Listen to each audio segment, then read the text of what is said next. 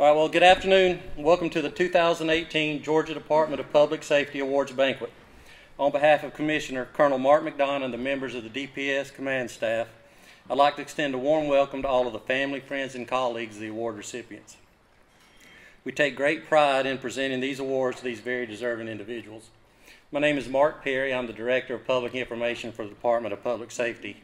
And I got the good short straw, so I'm going to be up here with you tonight, and hopefully it will go well. So pray with me and pray for me. Today we're here to honor the men and women of the department who have demonstrated outstanding skills and abilities in their job performance and who have frequently gone above and beyond the call of duty. We will also recognize a few non-departmental individuals who have rendered outstanding service and assistance to a sworn member of the department. Now, if you would you please rise for the presentation of the colors by the Georgia Department of Public Safety Honor Guard, followed by our national anthem, sung today by Sergeant Craig Singletary from Post 14, Colquitt. And please remain standing for the invocation given today by Troop I Chaplain, Reverend Randy Lamb.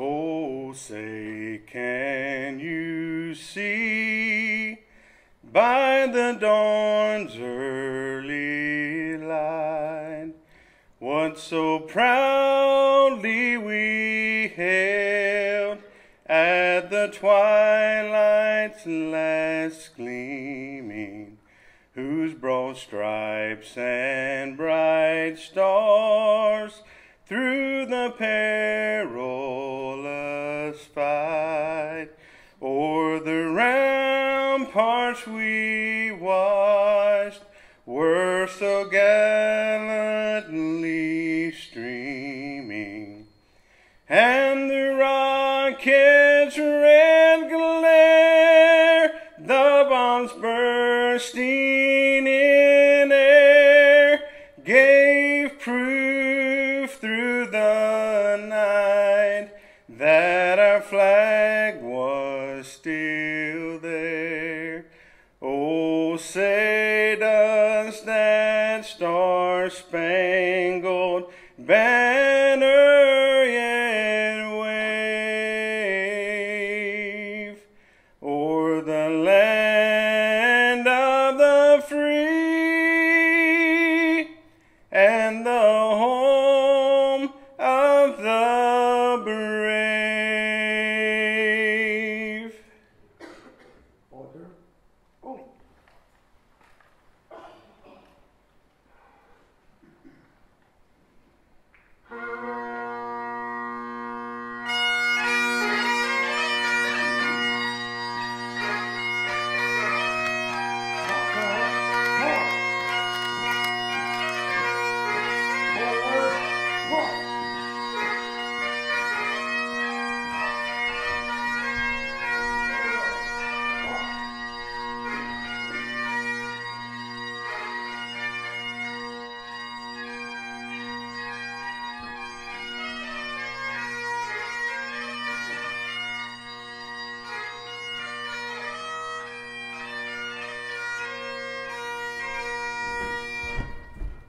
Would you pray with me, please? Father God, we come to you tonight, God, thanking you for the Son, Jesus Christ. God, I want to thank you for the greatest hero ever known to man.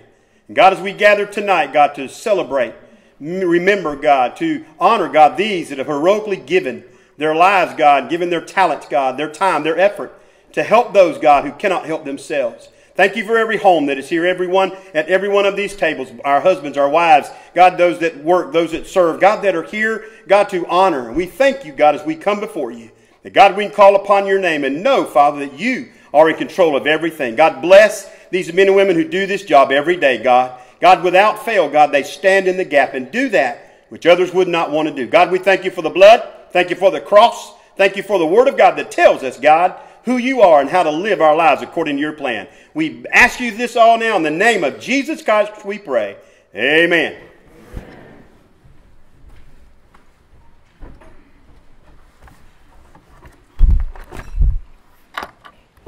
You may be seated. Thanks.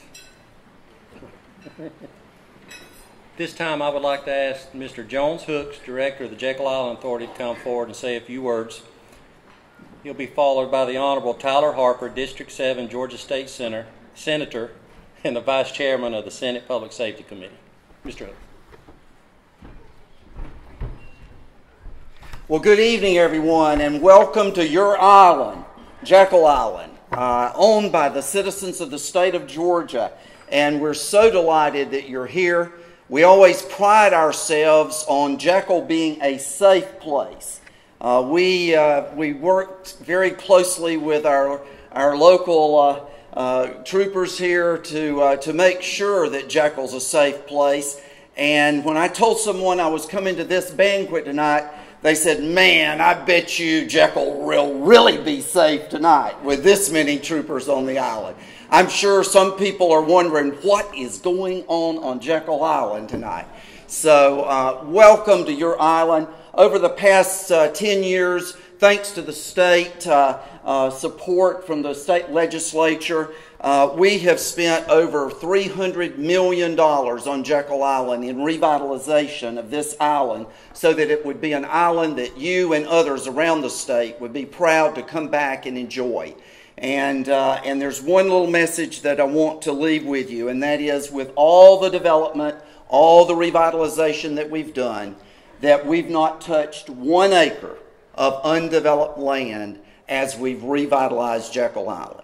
And thanks to the state, we'll continue to go down that path. I want to especially thank Senator Harper for his support, and also just all of you as and what you do every day to keep our highways and our communities safe.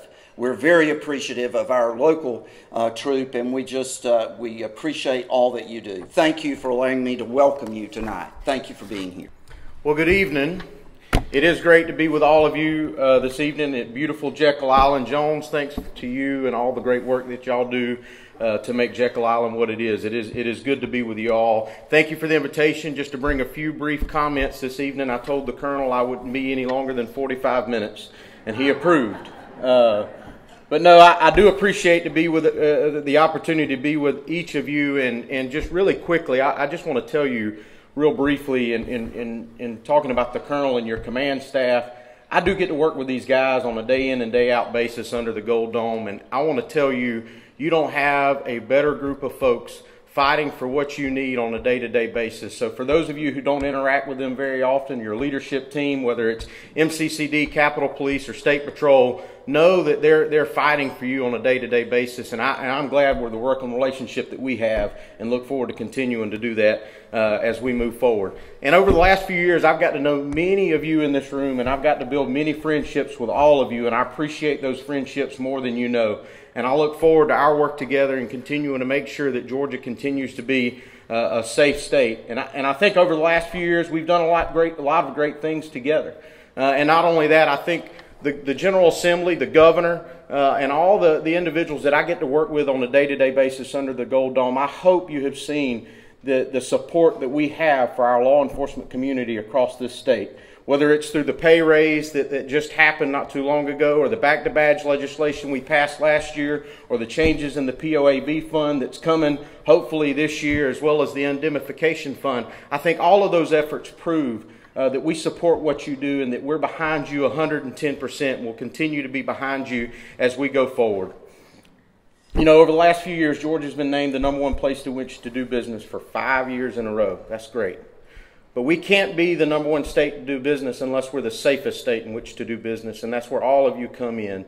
And all of you help make that a reality, and I appreciate what you do on a day-to-day basis in making sure that Georgia continues to be a safe state that we can call home.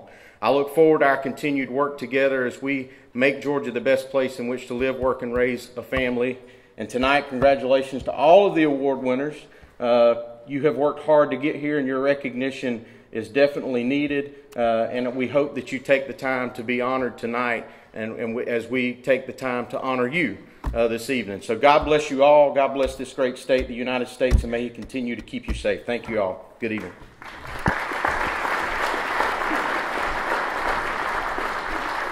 Thank you, Mr. Hooks. Thank you, Senator.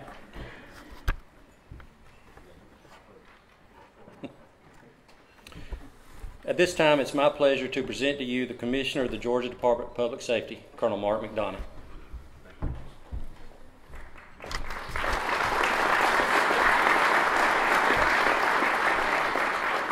Good evening, everybody. If you were here last year, do you notice there's a little bit more space between the tables?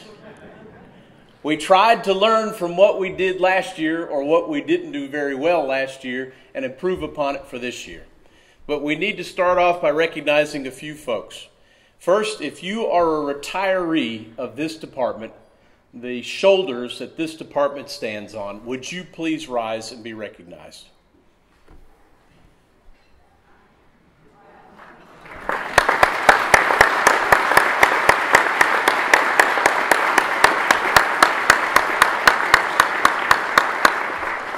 Now, two of those that stood are the next category.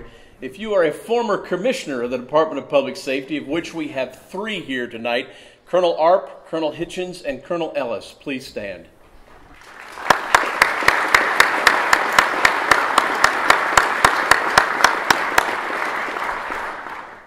Now, in the military, we get together to celebrate in a similar fashion that we're doing tonight. It's either called a dining in or a dining out. A dining in is where just the departmental members, those that are in the service or the unit, get together for a formal dining in. But a dining out is where you get to bring a date. So this is what we're doing tonight. We're doing essentially a dining out. And we're not only celebrating our department, celebrating the history of our department, celebrating the camaraderie of the department, but we're taking the time to show folks who have done an exemplary job that we appreciate them, and do it so in a fashion that it hopefully is memorable to them and their families. We started this last year. Hopefully you will see that we have improved upon it this year, and we plan on just doing better as each year goes by. Now, Mark has already said, if it goes south, blame the PIO. So how does this happen? It happens with a lot of people who are supportive of public safety, supportive of this agency. Look around this room, look around what's presented here, and this has a cost to it. If you ever want to know that people support you, just look at this and the folks that I'm going to ask to come up here to be recognized. The first is in our diamond category. This is the top group of folks that gave money, and it's from Laser Technology. Craig, would you please come forward, please?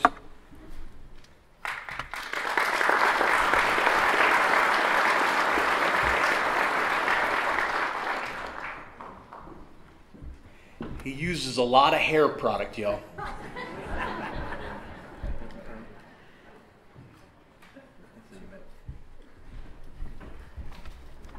The next are our platinum sponsors, Motorola Solutions, Inc. Rick Ridsby, would you please come forward?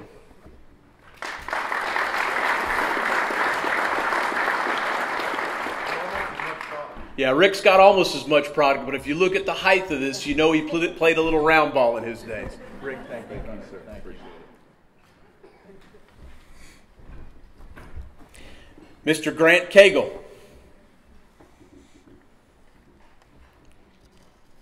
Grant, are you in the house? No?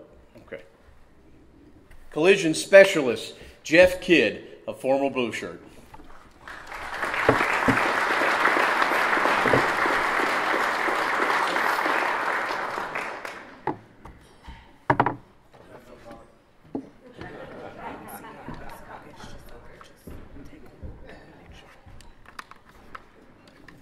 Jeff, we're going to have to get your plaque later.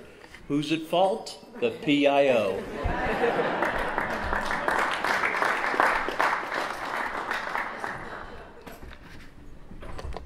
Our gold sponsor, Flying Cross, Matt Long.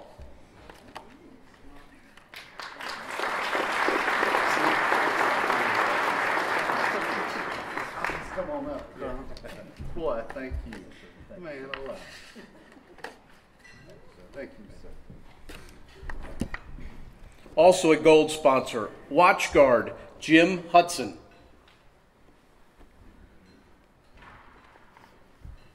Hey, Jeff, would you like Jim's plaque? Okay, all right. Our silver award winners, Dr. David Waller. Yes, there he is, the man with the bow tie.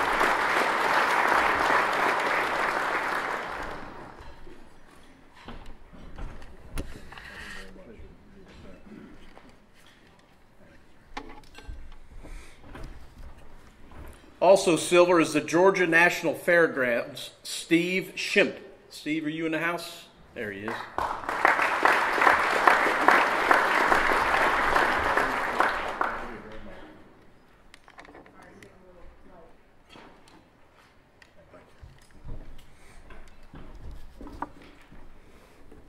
Hyundai Dymus, John Jick. John, are you in the house? There he is.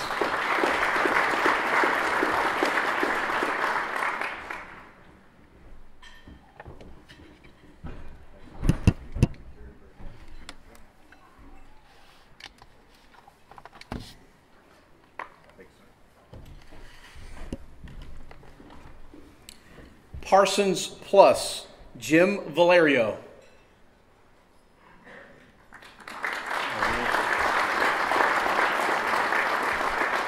Jim, did I get close on the last name? It's Hawk Hagabay, but I'm going to... Okay.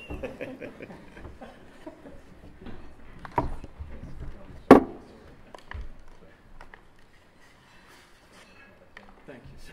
Yeah. Southern Link, Scott New. Scott.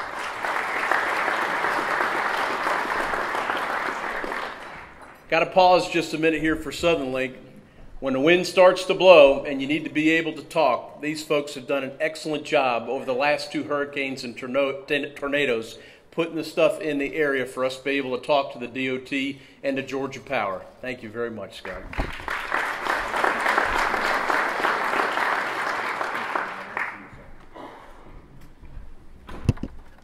Stalker Radar, Scott Berry.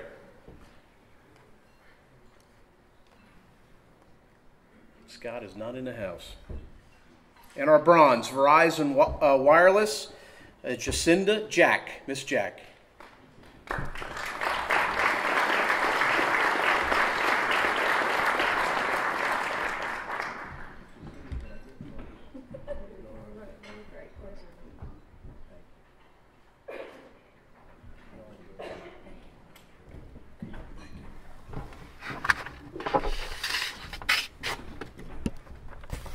Now, in preparation for this evening, there were 3 people that specifically just went above and beyond the call in helping us out with this. Will Jones Hooks, Kevin Runner, and Trevor Stratton please come forward?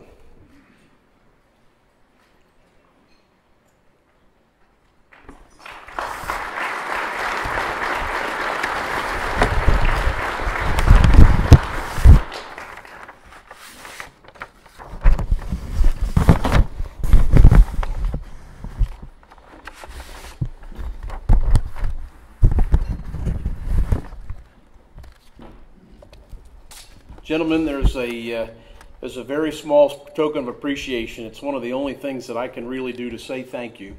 This is a warrant for your arrest. This is a warrant from the Department of Public Safety, the Georgia State Patrol, to all who shall see these presents greetings. Know ye that in recognition of personal support of law enforcement, crime prevention, and traffic safety, Jones Hooks, Kevin Runner, and Trevor Stratton are named honorary Georgia State Troopers.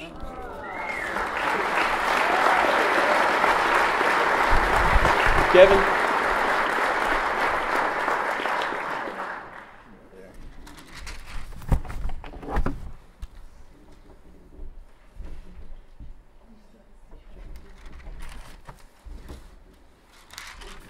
Gentlemen, thank you very much for your support for tonight's event.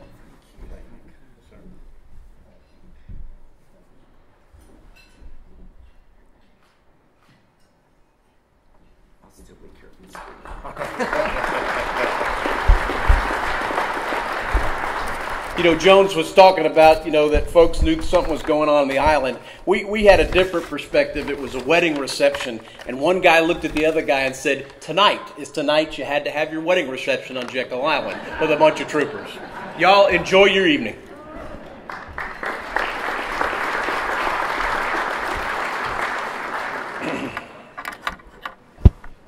Thank you, Colonel. We now move to the presentation of the awards. Nominations for the awards presented this evening were submitted through the nominees' chain of command and then considered by the Department Awards Review Committee. The committee's recommendation on each award was then submitted to Colonel Mcdonough for his final approval in order to be presented today. For award recipients, when your name is called during the ceremony, please come forward and join Colonel Mcdonough on the side of the stage to receive your award. Please remain standing with the Colonel until each narrative has been read for all recipients. Audience members, please hold your applause until the end of each award category. Are you ready to get started? Anybody? Anybody ready? Anyone ready to get started? Yeah, we can get started. The first one we're going to start out with is the Employee Recognition Award. Pollyanna Ransom, are you here?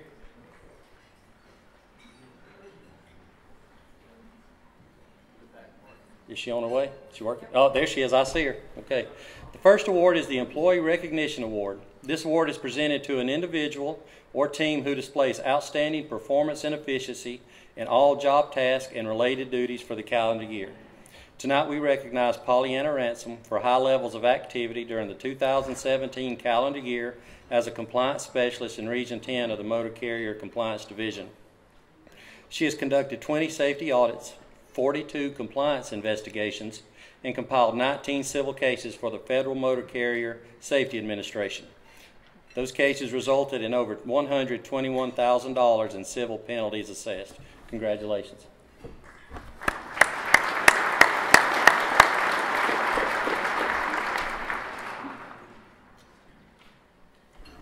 Next, we're going to move to the Citation for Distinguished Service.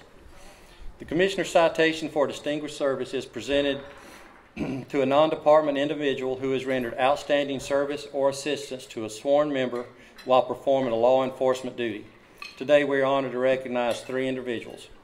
Mr. Kevin Robinson,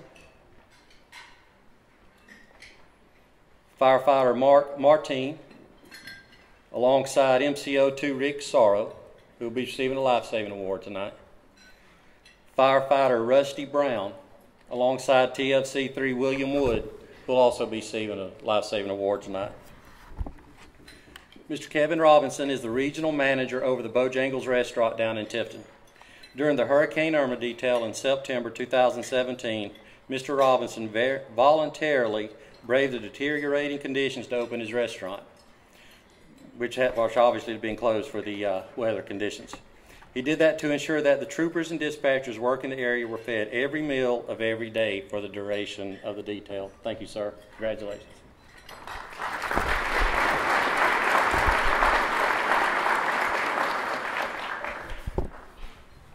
Mark Martine is a firefighter with the San Carlos Park Fire Protection and Rescue Division in Fort Myers, Florida. He is recognized today alongside MCO2 Rick Sorrow, who is receiving a life-saving award. They rendered aid to a couple that were trapped inside their overturned burning RV after a crash on I-475 in Bibb County on May 19, 2017. Martine, off duty at the time, drove up on the crash and immediately stopped to render aid. Martine was able to kick in the top of the bunk area above the cab to free the driver. He then tried to access the female passenger but was unable to because of the fire. He then noticed MCO2 Sorrow on the scene also rendering aid. Sorrow was able to break the RV's windshield to gain access to the female passenger and pull her from the burning vehicle. The husband was treated for minor injuries, and the wife, who was severely burned over a large portion of her body, unfortunately passed away a few days after the crash. Rusty Brown is a Cobb County firefighter and a trained helicopter technical rescuer. He is recognized alongside Aviation Crew Chief TFC-3 William Woods for their actions during a helicopter rescue mission at High Falls State Park in Monroe County on October the 10th, 2017. Two brothers had been playing in the upper river when strong currents unexpectedly swept them over the falls into the hazardous watercourse. Observers reported that only one survivor was visible on a rock at the base of the waterfall. Due to higher than normal water levels, air-based rescue was the only feasible option. Captain Greg Mercier, along with Brown and Woods, responded to the scene, and Brown was lowered to the river. During Brown's initial patient assessment, but before securing him to the rescue hoist, the victim was knocked from the ledge into the water. Responding immediately, Brown pulled the victim to safety. Brown was then knocked into the water and disappeared below the surface. Immediately, TFC Woods, who was in the helicopter, took action and was able to lift Brown from the rapids. Woods then directed the pilot to position the helicopter precisely over the ledge where Brown was, and he was now able to calm and secure the victim. Both Brown and the victim were successfully airlifted to a nearby bridge where emergency medical personnel were waiting. Congratulations on your awards.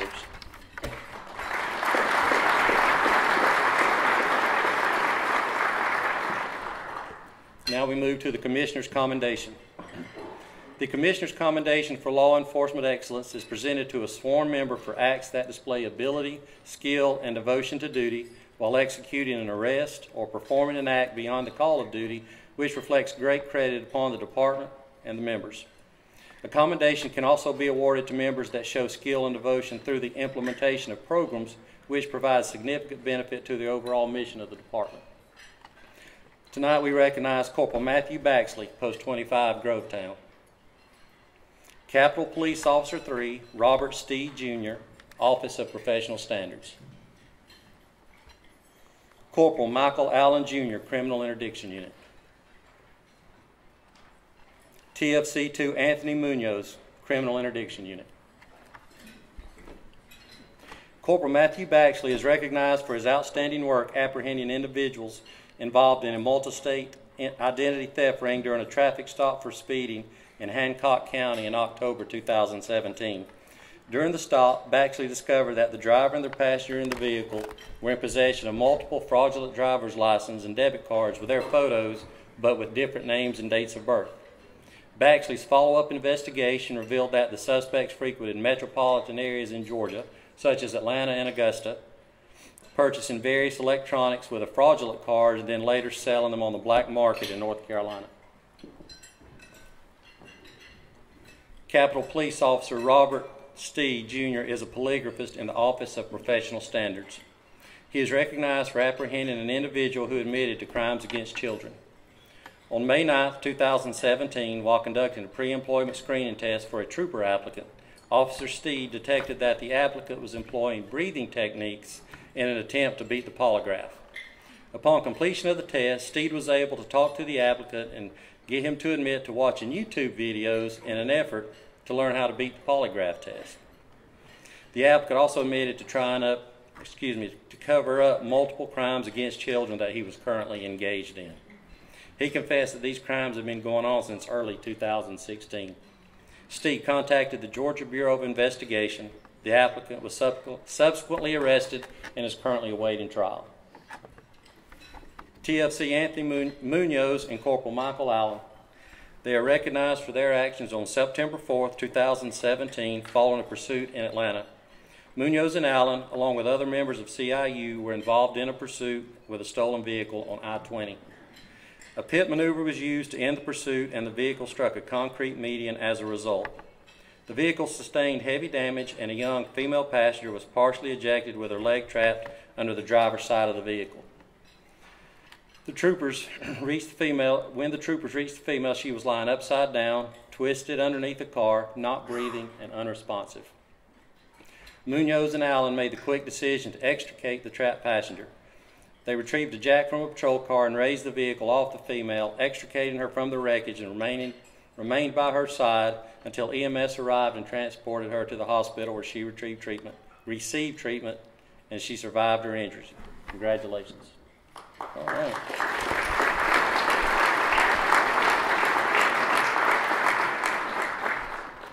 We now move to the Purple Heart Award. The Purple Heart Award is awarded to any sworn member who has been injured in the line of duty. The injury must have been through no fault of their own while in the competent execution of their official duty. The injuries must be sufficiently serious as to require hospitalization or comparable medical treatment. Tonight we're proud to recognize Sergeant First Class Andrew Montgomery, Motor Carrier Training, TFC 3 Doug Allen, Criminal Interdiction Unit, TFC Aaron DeGorville, Post 37, Cumming, and Trooper Adrian Jean, Post 23, Brunswick. Sergeant First Class Andrew Montgomery is awarded the Purple Heart after receiving an ankle injury while tracking a bank robbery suspect with his K-9 Tabor and other officers on September 22, 2011. During the incident, he fell approximately 9 feet down a creek bed and suffered torn ligaments in his ankle. Fortunately, another officer present at the scene was able to take Tabor and locate the suspect hiding in a thicket in the woods. As a result of his injury, Montgomery missed several weeks of work. TFC 3 Doug Allen is awarded the Purple Heart after injuring his knee while pursuing a suspect on foot on August 28, 2017. The subject was suspected of operating a clandestine methamphetamine lab at a private residence in Gwinnett County. The subject had fled from troopers and investigators during the search of the residence. During the foot pursuit, TFC Allen jumped a fence, tearing his ACL. The suspect was eventually apprehended. TFC Allen was required to undergo extensive surgery to repair his ACL and missed several months of work as a result. TFC Aaron DeGorville is awarded the Purple Heart after he was struck by a vehicle being driven by a drunk driver while directing traffic on November 6, 2017 in Forsyth County. He sustained a broken leg in the incident, which required surgery to repair and a multiple-day stay in the hospital. Trooper Adrian Jean is awarded the Purple Heart after he broke the tibia in his right leg during a foot pursuit on May 27, 2017. While on patrol in Effingham County, TFC 2 Dustin Stone and then Cadet Jean responded to assist Effingham County Sheriff's deputies in a pursuit involving a motorcycle. When the pursuit entered into Chatham County, Stone and Jean took the lead. During the pursuit, the motorcycle operator drove into a ditch and laid the motorcycle down. The suspect then fled on foot into a wooded area. Jean and Stone continued to pursue, and as Jean attempted to run through a ditch behind the suspect, he fell, injuring his leg. TFC Stone was able to apprehend the suspect. Since his initial hospital visit, Trooper Jean has had 3 surgeries to repair his leg, resulting in multiple hospital stays. Congratulations on the Purple Heart Award.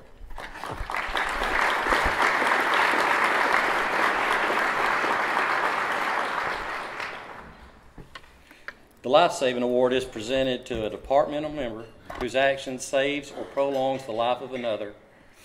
Tonight we recognize Sergeant First Class Joseph Clifton Jr., Post 33, Milledgeville. Sergeant Mark Edge, Capitol Police. Corporal Dusty Starling, Post 50, Capitol Hill. TFC 2 Brody Head, Post 50, Capitol Hill. Corporal Chad Harrison, Post 20, Dublin. TFC 2 Terrence Flournoy, Post 1, Griffin. TFC Benjamin Clark, Post 1, Griffin.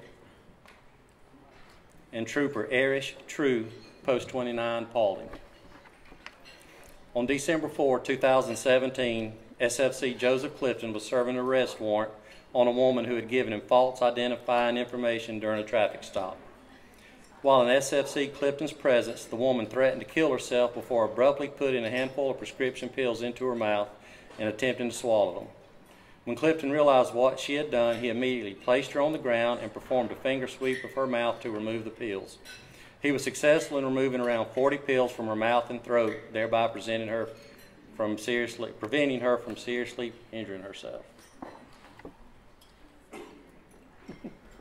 On October 18, 2017, TFC 2 Brody Head discovered a woman collapsed on the Capitol steps near Capitol Square.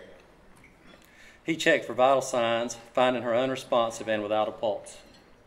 He immediately called for EMS and began administering CPR. After a series of chest compressions by TFC 2 Head, Corporal Dusty Starling arrived and continued administering CPR. After obtaining an AED, Corporal Starling began to attach the leads as Sergeant Mark Edge continued administering CPR. After the AED was connected, it administered one shock to the woman.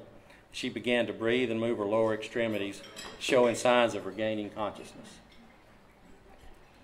On September 7, 2017, Corporal Chad Harrison was on regular patrol on I-75 in Henry County when Henry County Police requested assistance with a pursuit in the area. Corporal Harrison joined the pursuit and became the primary unit. The short pursuit ended when the violator lost control of the vehicle and traveled down a ravine. Henry County police officers were able to take the driver into custody without further incident. Corporal Harrison checked the surrounding area for other occupants and found none. Shortly after the pursuit ended, TFC-2 Terrence Flournoy and TFC Clark arrived to assist with the crash investigation. While investigating the crash, the troopers learned that the violator's German Shepherd was still down in the ravine. They returned with a Henry County officer to the ravine in an attempt to locate the dog. The dog was not located. However, a body was located in the creek on the opposite side of the fence where the vehicle had come to rest. Corporal Harrison assisted TFC Clark in going over the fence. While TFC Clark attempted to wake the woman, Corporal Harrison and TFC-2 Flournoy were able to cut the fence away with bolt cutters. Once they gained access to the woman, she was pulled from the creek in an effort to prevent her from drowning. She was airlifted from the scene for medical treatment. On July 24, 2017, TFC Benjamin Boyd and Trooper Erich True, then a cadet, were patrolling on Hiram Sudi Road in Paulding County.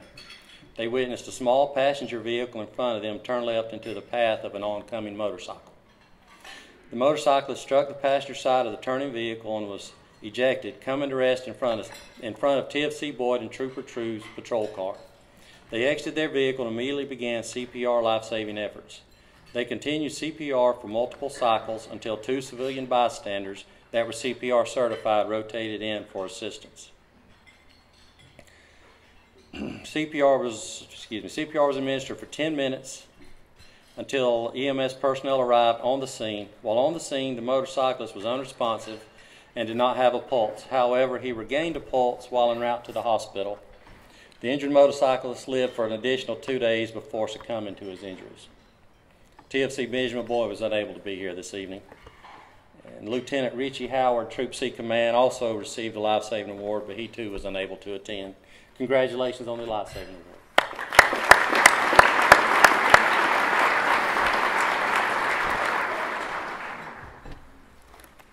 Excuse me.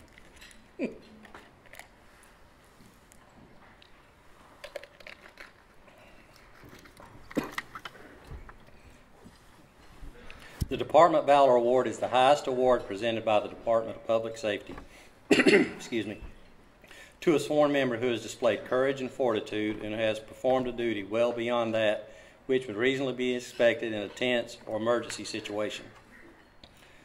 In doing so, the circumstances of the event must have placed the member's own life in jeopardy.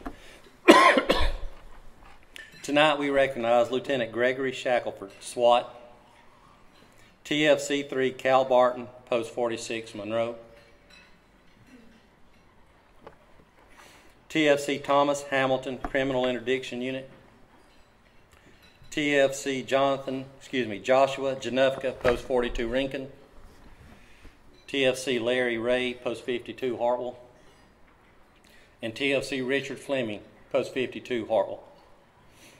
On March 24, 2017, Lieutenant Gregory Shackleford was working off-duty at Kennesaw State University. Reports started coming in of a plane crashing in an area east of the campus. Shackleford responded to the scene. Once on scene, it was determined that a private jet had crashed into a private residence, causing it to become fully engulfed in flames. Without hesitation, Lieutenant Shackleford entered the home in an attempt to evacuate any occupants. However, he was unable to locate anyone at home. It was later determined that the owners were not home at the time of the crash. The residence was completely destroyed by the fire. On May 18, 2011, TFC-3 Cal Barton attempted to stop a vehicle for speeding and no seatbelt. The driver refused to stop and a pursuit ensued on several different surface streets before the suspect eventually exited his vehicle and fled on foot, with TFC Barton following. On 3 occasions, the violator stated to Barton that he had a weapon and intended to use it. As Barton closed the distance, the violator shoved his hand into his pocket and confronted him in an aggressive manner. TFC Barton discharged his weapon twice, striking the suspect both times, causing him to fall to the ground. The suspect was found to have a suspended license and was on probation. He also had active misdemeanor and felony warrants out of Walton, Newton, and Morgan counties for theft, burglary, and auto theft. The suspect also had a history of battery, aggravated assault, and obstruction of law enforcement officers. On January 16, 2017, TFC Thomas Hamilton was on normal patrol on I-85 when he was advised by Troop D Communications that a suspect armed with several guns had crashed a stolen vehicle and was currently pointing a gun at civilians in Fayette County. TFC Hamilton and other members of CIU proceeded to Fayette County in an attempt to locate the suspect. During that time, the suspect had committed another home invasion and was now traveling in a white Suburban. TFC Hamilton observed a vehicle matching the description with multiple patrol cars behind it past his location in the opposite direction. He turned around and attempted to assist with the pursuit. Shortly after, the suspect crashed his vehicle, causing it to overturn. As TFC Hamilton arrived on the scene of the crash, multiple gunshots could be heard coming from the suspect's vehicle. Hamilton retrieved his patrol rifle and advanced to a position of cover. The suspect continued to fire what appeared to be calculated shots toward troopers and other officers. The suspect then crawled out of the vehicle with a rifle in his hand. Hamilton saw the rifle, which appeared to be pointed in his direction. Hamilton fired several shots from his rifle and terminated the threat. After verifying there was no longer a threat, he and other officers approached the suspect and was able to secure and remove his weapons. On November 10, 2017, TFC Joshua Janufka was on patrol on I-516 in Chatham County when he noticed a white Nissan Altima traveling east at a very high rate of speed and changing lanes erratically. He attempted to stop the vehicle and the suspect fled before eventually crashing into a guardrail.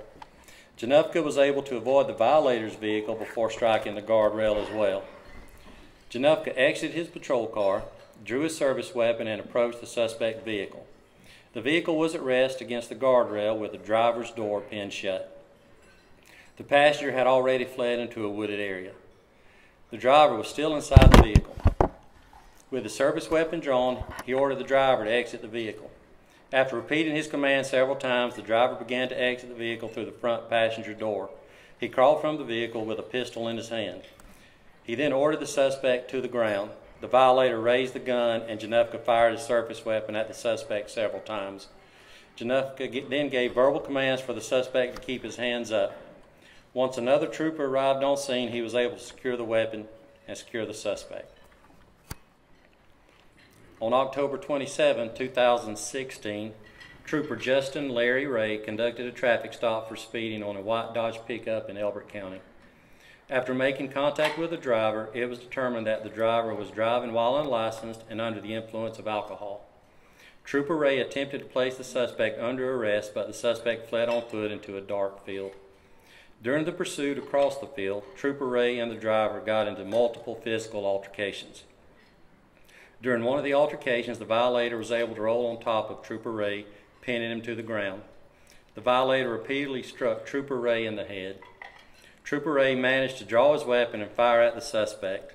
The first round fired from Trooper Ray's weapon stopped the threat from the violator. No additional force was needed. On May 26, 2017, TFC Richard Fleming responded to a residential house fire on Liberty Hill Church Road in Hart County. Once on scene, he was advised that someone was still inside the house and refusing to exit. TFC Fleming then visually located a man through a bathroom window. He then broke the bedroom window and entered the house, but realized that the man had barricaded himself in the bathroom. He then retreated from the house, but was unable to talk to the man through the open window. He talked the man into coming close to the open window, allowing him to reach through the window, grab the man's arm, and pull him to safety. Congratulations on your Valor Awards.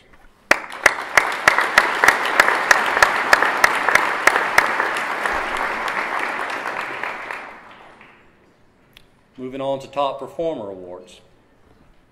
The top performer awards are presented to troopers and motor carrier compliance officers who have excelled in the identified traffic enforcement areas throughout the year. All top performer awards are based on quantitative data compiled by the DPS Information Technology Office. Start with the Motor Carrier Compliance Division. The 2017 Motor Carrier Compliance Division top performers in DUI enforcement are MCO1 Marcus Hill, Region 3, 15 DUI arrests. Okay. MCO2 William Bradford, Region 1, 9 DUI arrests. And MCO1 Charles Pitts, Region 5, 7 DUI arrests.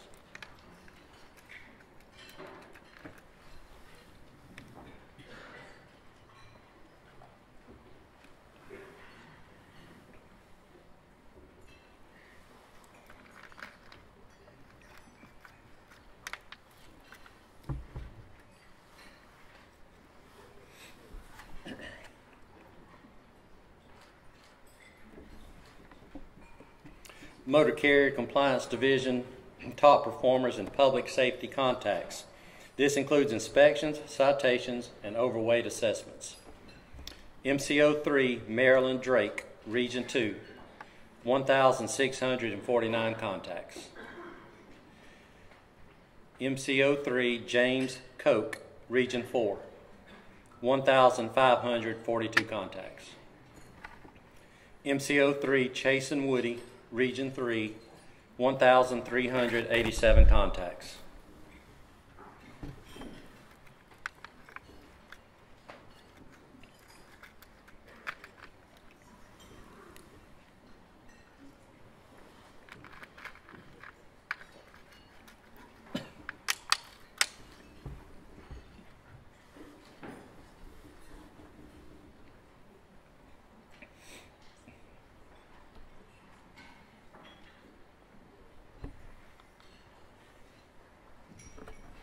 Motor carrier top performers in occupant protection. MCO2 Drew Ellington, Region 5, 192 citations. MCO2 Grant Chafin, Region 4, 174 citations. MCO2 William Bradford, Region 1, 144 citations.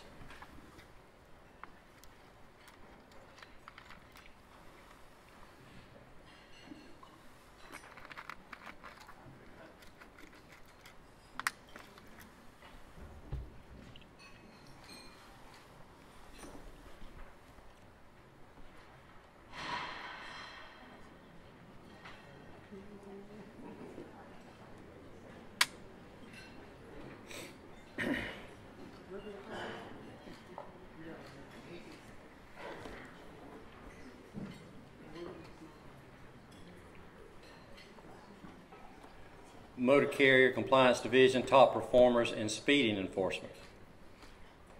MCO3 Chasen Woody, Region 3, 354 citations. MCO1 Jared Boyd, Region 8, 204 citations. And MCO2 Danny Roberts, Region 8, 177 citations.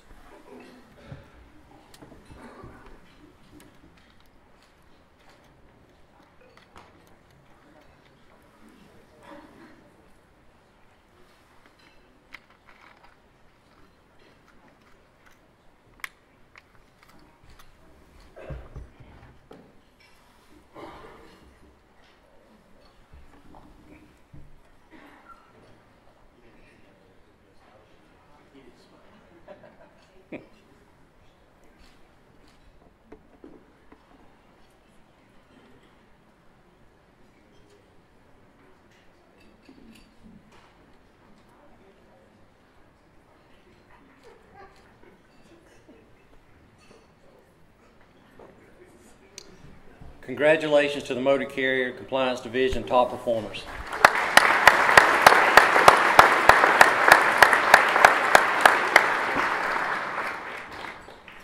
now move to the GSP top performers. The 2017 Georgia State Patrol top performers are Speed Detection, Corporal Dallas Van Scoten, Post 7 Toccoa, 1,762 contacts. Corporal Van Scoten was unable to be here tonight. TFC Stephen Forsyth, Post 30 Cordele, 1,474 contacts. TFC Jonathan Bradley, Post 52 Hartwell, 1,337 contacts. Trooper Bradley was also unable to be here tonight. Trooper Sean Fagan, Post 23 Brunswick, 1,313 contacts. And TFC 3 William Calloway, Post 17 Washington, 1,249 contacts.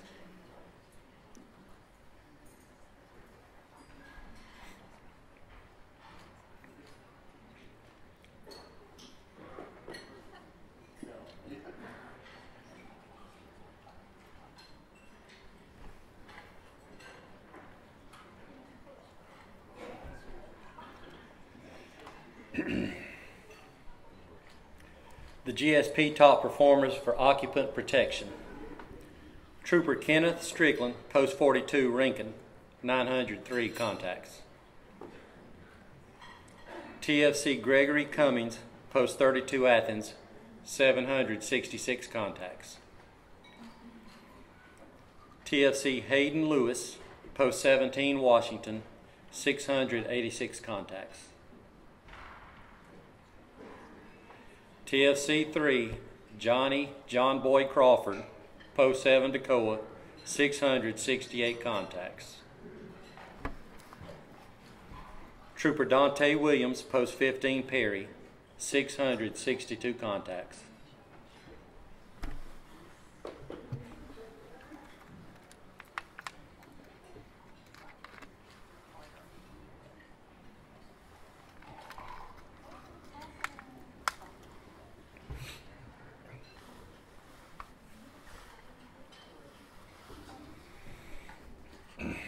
GSP top performers for public safety contacts. TFC Hayden Lewis, Post 17 Washington, 6,622 contacts.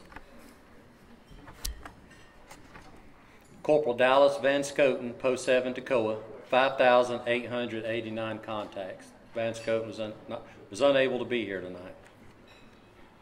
Trooper Christoph Ayers, Post 37 Cumming, 5,759 contacts. TFC Stephen Forsyth, Post 30 Cordele, 5,708 contacts. TFC Richard Youngblood, Post 48 Atlanta, 5,650 contacts.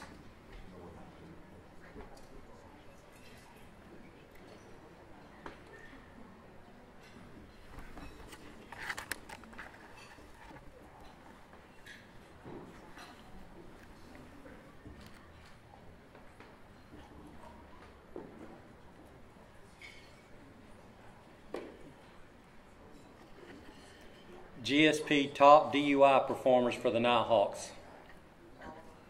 TFC 3 Christopher Jewell, Nighthawks Middle, 121 DUI arrests.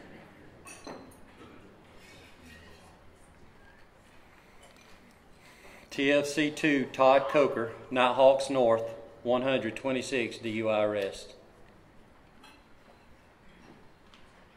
And TFC 2 Caleb Wickstrom, Nighthawks South, 131 DUI arrests.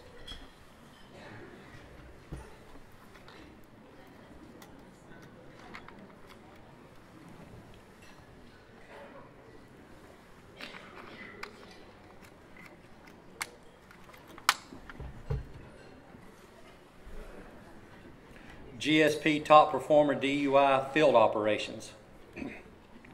Trooper Kenneth Strickland, Post 42 Rincon, 116 DUI arrests.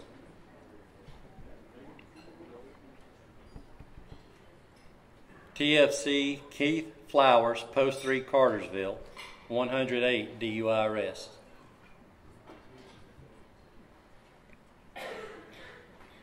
TFC Jacob Sanchez, Post 39 Cuthbert, 101 DUI arrest.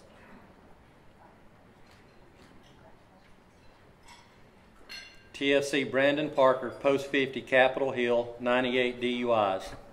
Trooper Parker was unable to be here tonight, and no, he didn't get all of those DUIs at Capitol Police. He transferred in at some point. Louis can tell you some month or so, I guess. But yeah, so I thought we had that in error when we first saw that. And finally, TFC Hayden Lewis, Post 17 Washington, 89 DUI arrests.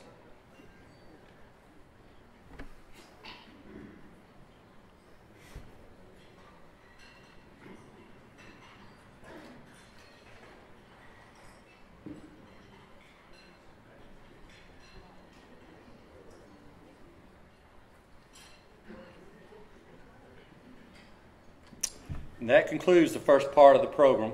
We will now take a short intermission while the food is served. I'd like to ask Dr. Charles Houston if he'd come forward now and bless the meal.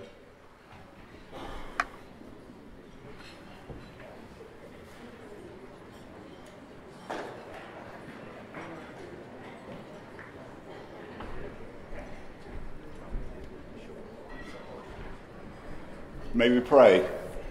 Lord, we thank you for this day. We thank you for this time that we can gather together and honor those who serve. We pray that you would bless this food to our nourishment and always bless us as we seek to serve you. And we ask this prayer in your holy name. Amen. Just pretend you're at home, okay? And you've got a box around me. It's okay for you to continue to chat and chew softly. I must tell you, you look absolutely marvelous. Now, you know, I have this thing about Georgia State Troopers. I love the uniform, but tonight I saw the dress uniform, and I know you all don't want to wear those every day, but they are sharp. You look so good. But I also have to say, for the last 2 years, I've been on social media constantly talking when your cars are in the running for best looking trooper cars. And we've won the last 2 years. So let's make it 3 in a row, folks, okay? So that brings me to this. All of you folks who are on Twitter, Facebook, Instagram, and I don't think too many of you are on Snapchat. But one of the things I would like for you to do tonight is to share what's going on here with your social media. I have already posted on Facebook, Twitter, and Instagram that we're meeting here and that the awards are being presented. So any pictures that you've taken, please share them, because that's a great way for the citizens of Georgia to know what you're doing. And maybe while, what can I say, they can be a little bit crazy tonight on the roads, but let's hope not. It is definitely my pleasure to be here tonight celebrating your accomplishments. It's a well-deserved time off for some of you. But you know, I gotta be honest, I have to wonder, especially those who are the Georgia State Troopers, how hard was it to drive to Jekyll Island, ignoring drivers, going over the speed limit, poking along in the left lane, tailgating, and cutting in and out of traffic? Okay, how many of you had a hard time? Raise your hand. You mean you all were able to do this with no trouble? I'm impressed. But I know that most of you were tempted. And I know you've all heard the excuses people give when they're caught driving in an unsafe way. But have you heard some of the comebacks your fellow law enforcement officers are giving to less than perfect drivers?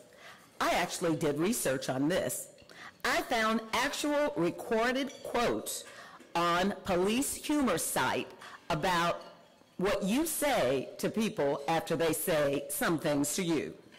To the person who said, "I don't know how fast I was going," the trooper said, "So you don't know how fast you were going? I guess that means I can write anything I want on the ticket." To the driver, and you've had these, who begs for just a warning, The trooper replied, "Warning? You want a warning? Okay, I'm warning you not to do that again or I'll give you another ticket." To the woman who said, "You don't give tickets to pretty women," the trooper replied, "You're right."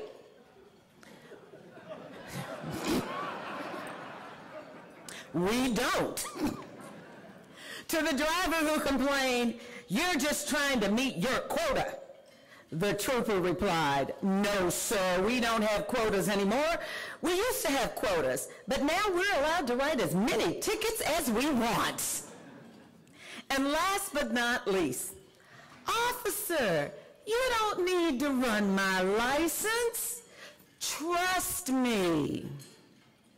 Pulls down his hat and he says, "In God we trust, all others we verify through NCIC."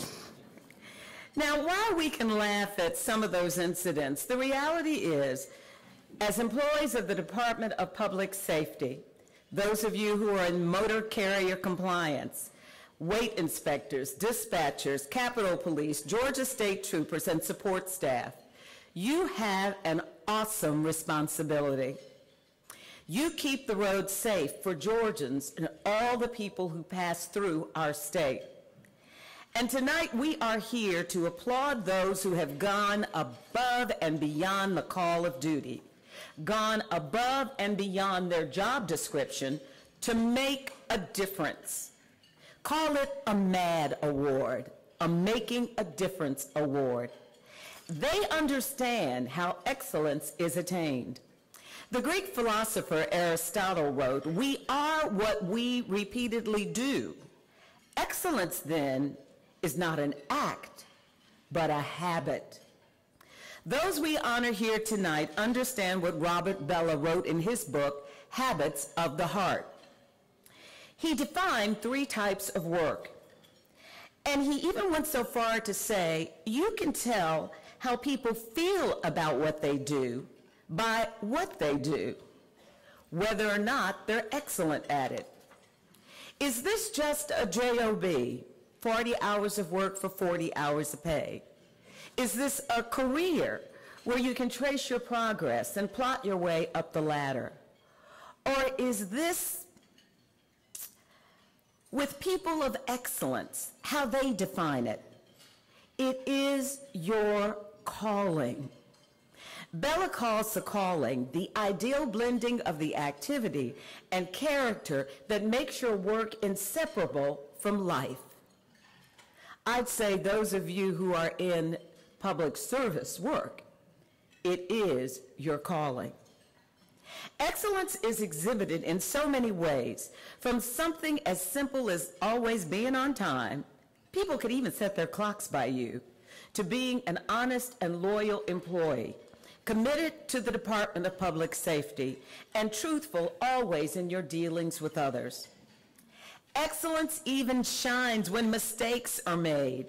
Someone wrote, "You may make mistakes, but you are not a failure until you start blaming someone else." Excellence sees failure the way car maker Henry Ford did. He wrote, "One who fears failure limits his worth.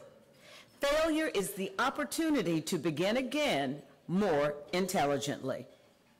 And intelligence is very much a part of excellence. Always willing to learn new things, being open to new ideas, to new cultures, to people, getting more education, challenging yourself to learn more, to do more, whether it's a new word every day or a skill over time. For me, it was going back to school to get a master's degree at the age of 65, and now taking piano lessons at the age of 70. But still volunteering with young people so that all of this so-called institutional knowledge doesn't go to waste when I die. You got to pass it on. And you too need to pass on the joys of your career to the next generation. As my late mother Hattie used to say, you folks have got to reach back, pull up, and push forward people into law enforcement. People of excellence don't define their success by their paycheck or their title. They define their success by what they do for others. I don't know who wrote this, but it's one of my favorite things that was sent to me by a viewer. It's a definition of success unlike any other. It says, to be able to bear an injustice without retaliating, to be able to do one's duty when critical eyes watch, to be able to keep at the job until it is finished when some others would push it aside, to be able to do the work and let others receive the recognition, to be able to accept criticism without letting it whip you, to lift those up who push you down, to love God when others put detours in your path, and to have the peace of heart and mind because you have given God your best. That is the true meaning of success. Poet Ralph Waldo Emerson would add, quote, to know even one life has breathed easier because you have lived. This is to have succeeded, end quote. The men and women we honor tonight have helped lots of lives breathe easier because of their dedication and their excellence in serving the people of the state of Georgia and those who pass through our peach state. To summarize, excellence means simply sometimes making a way out of no way. We've seen the numbers tonight. How many DUI arrests did we see? How many lives were saved because someone made a way out of no way? Having heart, our award for valor, stepping in when others would be afraid. Instinct, knowing just what to look for and being able to say, my mother wit's telling me this, I'm gonna follow my instinct. And principles, each and every person in here, each and every person who's a member of the Department of Public Safety has a set of ethics that they live by, principles that they espouse. Excellence means not making excuses, but always making work. It means taking action, not taking positions. That's something our legislature needs to learn. And last but not least, excellence means always taking responsibility, not just for yourself, but responsibility for your family. And your family is not just your blood relatives, but your family is the human race. Remember, every job is a self-portrait of the person who did it. Autograph your work with excellence. Aristotle said it best.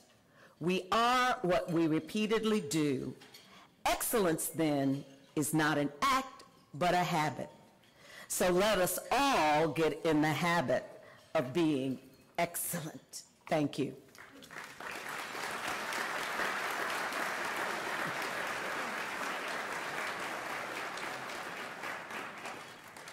While the colonel's coming up here, you know my husband was in law enforcement for years, so when I told him I was coming to speak to the Georgia State Patrol and, of course, the Department of Public Safety, he said, you know, we have a special name for them.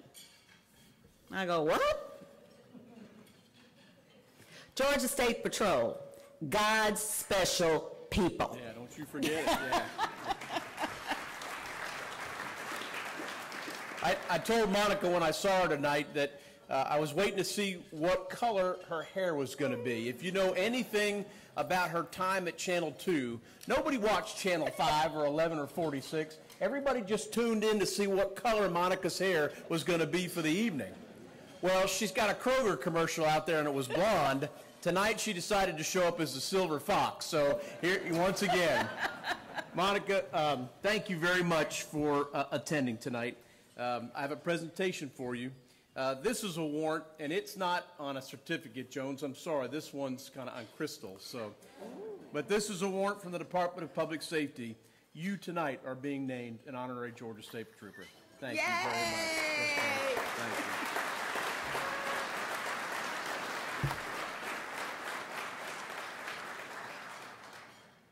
So, Colonel, can I keep this in my car so when I get stopped I can get out of a ticket? No, you can't. Yeah.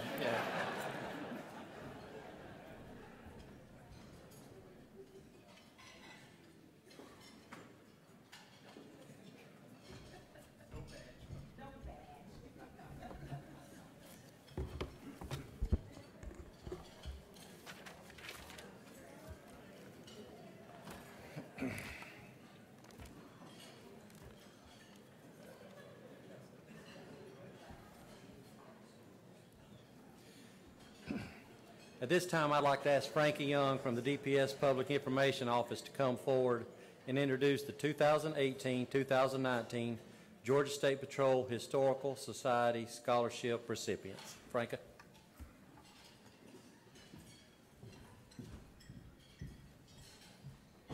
Thank you, Captain Perry. Good evening. The Georgia State Patrol Historical Society was created in 1987 to help preserve and promote the history of the Georgia Department of Public Safety and the Georgia State Patrol. The Georgia State Patrol Historical Society is a non-profit organization independent from the Department of Public Safety. This year, the Historical Society decided to award one-time scholarships to students seeking to continue their education at an accredited 4 or 2-year college, university, or a technical, trade, or vocational school. Scholarships will only be awarded once to each recipient. Awardees will not be eligible for any additional scholarships or renewals. In order to be eligible for the scholarship, students had to be a child or grandchild of a current DPS employee, sworn or civilian, or DPS retiree in good standing, be a current high school senior or currently enrolled in an accredited 4 or 2-year college, university, technical, trade, or vocational school, have a cumulative grade point average of 2.5 or higher based on a 4.0 scale, and write a personal statement explaining how this scholarship will help them achieve their future career goals. For its inaugural year of rewarding scholarships, the Historical Society received 27 applications. The Board of Directors reviewed each of the applications and chose 4 scholarship recipients who are here with us this evening. As I call your name, please come forward and stand to my right by Colonel Mark Mcdonough. Is the presentation up for scholarship recipients?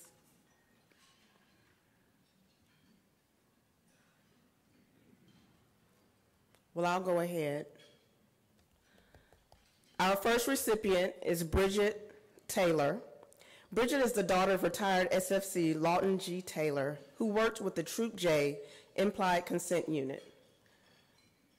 Bridget is presently attending South University in Savannah, Georgia. She is working towards a Doctor of Pharmacy and will graduate in 2020. Tiffany received her Associate in Science degree in Biology from South Georgia College in Douglas. 2 months after Bridget was born, her father was diagnosed with cutaneous T-cell lymphoma. He was a trooper at the time of his diagnosis. She states, "My early experience with the power and possibility of medication fuels my desire to pursue a career in pharmacy. I present to you Ms. Bridget Taylor, who will receive the highest honor of a $3,500 scholarship." Congratulations, Bridget. And if I could, can I get the PowerPoint presentation? I just want to make sure everybody can see her picture or see all of the recipients, if you could. Thank you. Our second recipient is Jacob Dawson. Thank you. Jacob is the son of SFC Larry Brandon Dawson, who works out of Post 34 in Manchester. Jacob is a senior at Upson Lee High School in Thomaston. Jacob wants to pursue a career in engineering, either in marine or mechanical engineering. His future plans include making a career in the Navy as a naval engineering officer. He has applied to the U.S. Merchant Marine Academy, the U.S. Naval Academy. I was waiting for Colonel to do that. Georgia Tech, the Citadel, Virginia Military Institute, the University of Florida, and Auburn University. Jacob states, "I have applied to schools with an NROTC program so that I will be able to have a plan to fall back on that will still result in me achieving my goal of being commissioned as a naval officer with a major in mechanical engineering. I present to you Mr. Jacob Dawson, who will receive the second highest honor of a $2,500 scholarship." Congratulations, Jacob.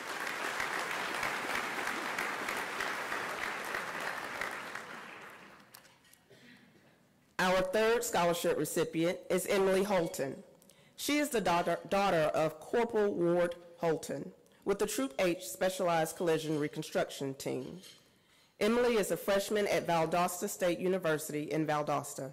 She is majoring in nursing.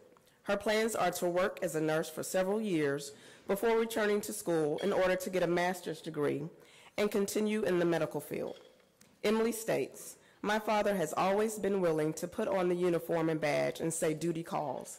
And just as I and many others have looked up to my father as a hero, I chose a career path where I too may be a hero in another sense. I present to you Miss Emily Holton, who will receive a scholarship in the amount of $1,500. Congratulations, Emily."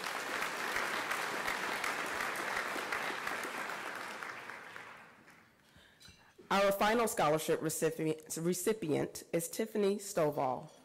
Tiffany is the daughter of retired Troop C Chief Dispatcher Jason Stovall. She is a senior at Southwest DeKalb High School in Decatur, Georgia. Like Emily, she plans to pursue a career in nursing. Her goals are to become a neonatal nurse practitioner. She has applied to Tuskegee University, Albany State University, Alabama A&M, Kennesaw State University, Valdosta State University, Georgia State University, and Hampton University. Tiffany says, "College will give me the proper education and skill set for people to put the lives of their unborn babies and expecting mothers in my hands. I present to you Miss Tiffany Stovall, who will also receive a scholarship in the amount of $1,500. Congratulations, Tiffany." Before I take my seat, I would like the Board of Directors to please stand to be recognized at this time. And this is the Board of Directors for the Georgia State Patrol Historical Society. If you could please stand and be recognized. Okay. Let's applaud our scholarship recipients and their families. Families, please stand.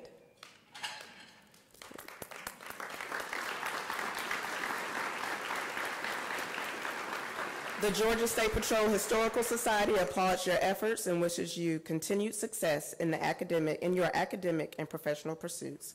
Thank you and good evening. Thank you, Franca. With that, we're going to move on to part 2 of the evening program. Again, for award recipients, when your name is called during the ceremony, please come forward and join Colonel Mcdonough on the side of the stage to receive your award. And please remain standing with the Colonel until the complete narrative of your individual award has been read. Audience members, please hold your applause until the end of each category. The following awards are presented to individuals who have displayed initiative, leadership, character, integrity, and whose outstanding work performance has exemplified the Department's core values of trust, fortitude, compassion, and professionalism. First award is going to be the Capitol Police Officer of the Year. The recipient of this year's Capitol Police Officer Award is Capitol Police Officer 3, Justin Golden. Good job, Justin. Justin is recognized for his leadership and overseeing training for our department's explosive detection canines. He routinely provides training to other law enforcement agencies throughout the state. DPS policy requires 16 hours per month per K-9 team. However, most months the teams receive 32 hours due to Officer Golden's commitment to excellence. In addition to providing K-9 training, he trained 5 officers in 2017, had 108 K-9 deployments, and apprehended 2 armed robbery suspects. Congratulations, Officer Golden.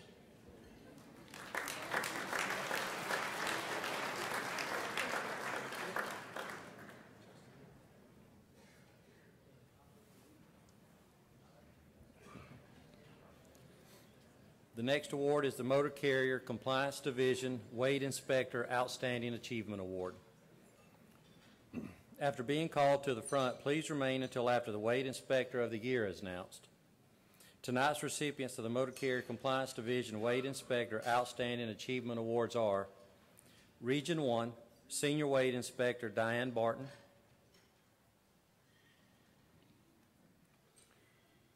Region 2, Senior Weight Inspector Kathy Chastain.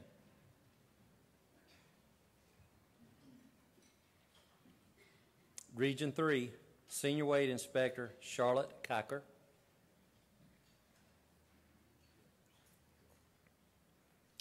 In Region 4, Senior Weight Inspector Ellen Thomas could not be here tonight. Region 5, Senior Weight Inspector Steve Chambers.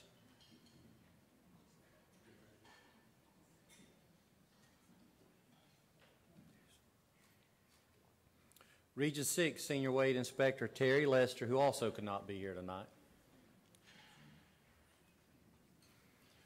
Region 7, Senior Weight Inspector Karen Adams.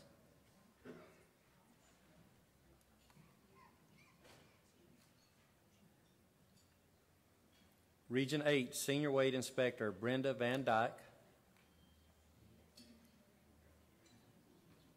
And finally, Region 9, Senior Weight Inspector Linda Amazon.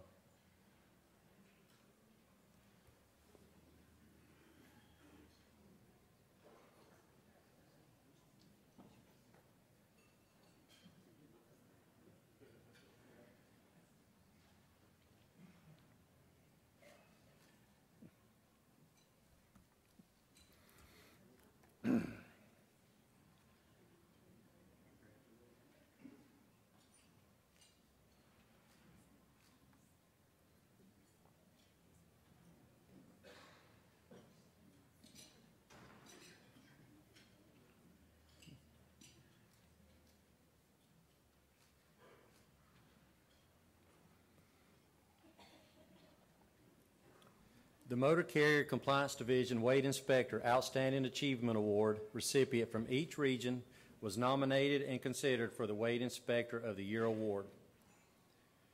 This year's recipient is Senior Weight Inspector Steve Chambers, Region 5.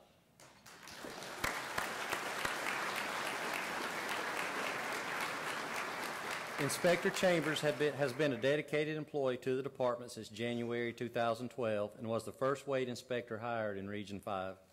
He excels in his job duties and helps around the station. He assists with field training new weight inspectors and with new officers on weight training. He also reports all needed work to the station for an NCO repair or, when possible, handles the repairs himself. In 2017, Inspector Chambers issued 2,179 overweight citations totaling over $268,000 in civil fines. Congratulations.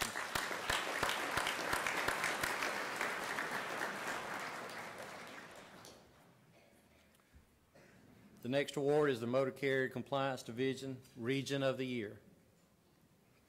The Region of the Year is an annual award that recognizes the MCCD region that best supports the goals, objectives, and strategies established by DPS. Tonight's recipient is Region 9. The region commander is Wayne Mobley. Come on, Wayne, you got to walk faster than that.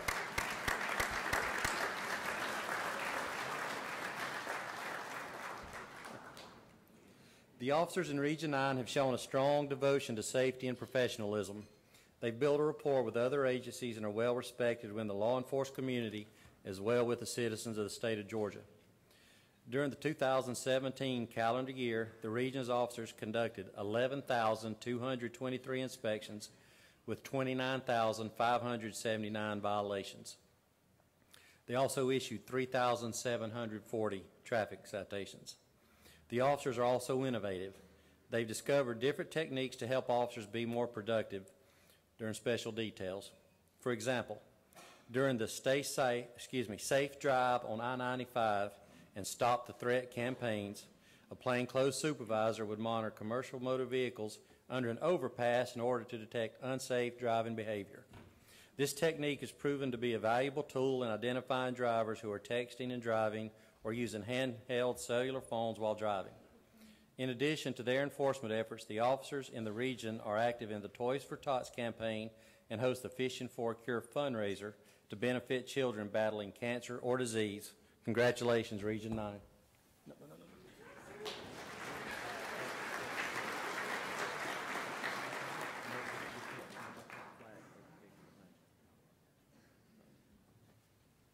plan is for the winner last year to come up and present the winner this year. Unfortunately, Captain Mobley in Region 9 won it last year and this year. So as you can tell, I'm going to have to pretend like I'm Wayne Mobley tonight. All right. Congratulations, hot tub.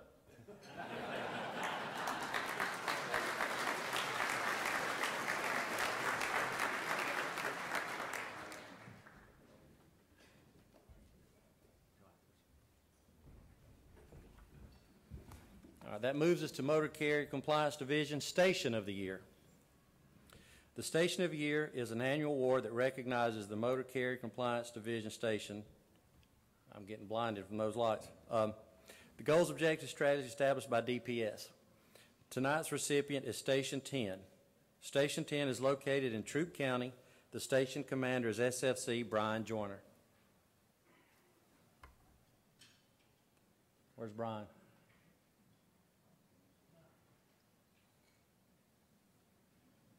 Is he here, Major? All right. Station 10 officers led the way with over 3,200 CMV inspections, over 190 officers' weight assessments totaling $47,000, over 11,200 driver vehicle violations, and over 1,500 uniform traffic citations. During 2017, Station 10 also captured 10 fugitives.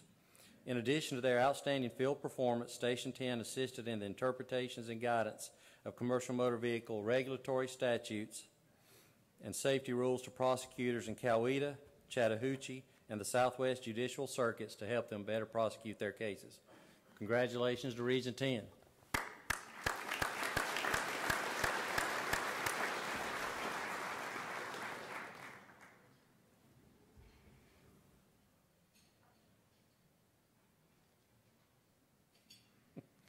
How many of you here are from Region 10? Or I'm sorry, Station 10. Anybody? Oh, we got one. Congratulations.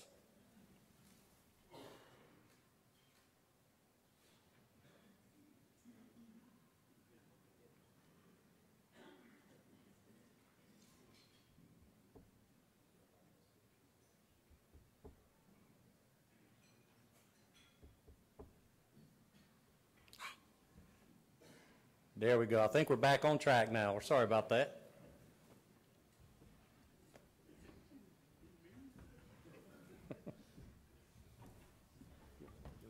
Present it to her and have a photo taken.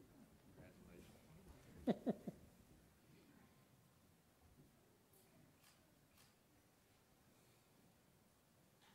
Got what you need? Yeah. Thank you. Yeah. No, just take the photo. Take it with you. Apparently, we're going to have to revamp this part of it for next year. Next is the Motor Carrier Compliance Officer Outstanding Achievement Award. After being called to the stage, please remain until the MCCD Officer of the Year is announced. Tonight's recipient of the Motor Carrier Compliance Officer Outstanding Achievement Awards are Region 1, MCO2 Stephen Thornton. Region 2, MCO2 Luke Montgomery.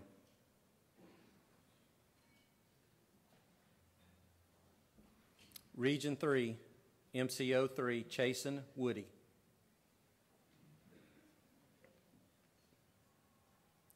Region 4, MCO3 James Koch. Region 5, MCO2 Jeffrey Carson. Region 6, MCO3 Randy Schofield. Region 7, MCO2 Andre Mclamb. Region 8, MCO2 Jared Boyd. Region 9, MCO2 Sean McGowan. And Region 10, MCO3 Melissa Stevens.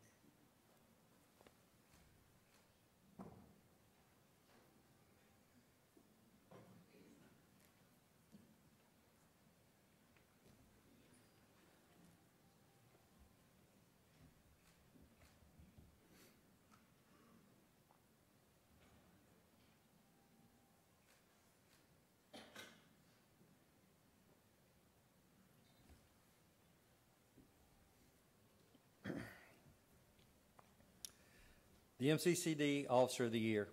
The MCCD Officer Outstanding Achievement Award recipient from each region was nominated and considered for Officer of the Year award. The recipient of this year's award is MCO2 Andre Mclamb from Region 7.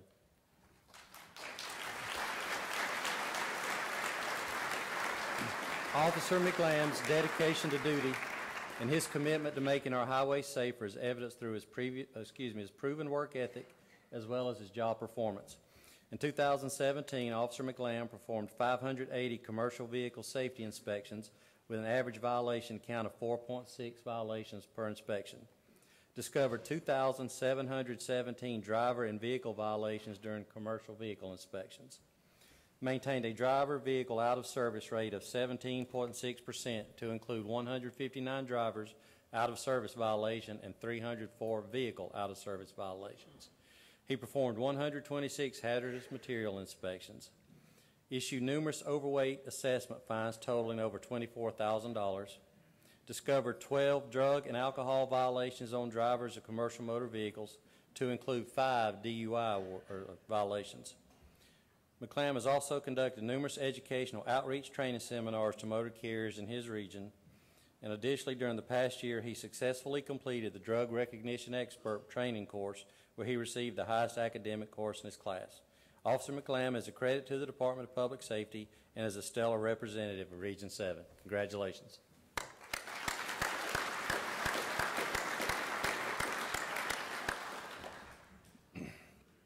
Now we move to the GSP Dispatcher Outstanding Achievement Award. Again, after being called to the stage, please remain until the Dispatcher of the Year is announced.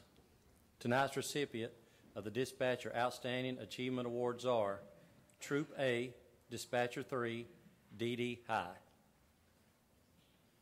Troop B, Dispatcher 3, Retired, Donna Garrett. Yeah. Only retired by 2 days now, I think, Donna. Troop C, Dispatcher 3, Tiffany Whidden. Troop D, Dispatcher 3, David Mills. Troop E, Dispatcher 2, Caitlin Thompson. Troop F, Dispatcher 2, Jahala McLean. Troop G, Dispatcher 3, Brian Parker. Troop H, Dispatcher 2, Kayla Denny. And Troop I, Dispatcher 3, Delmas Boyette Jr.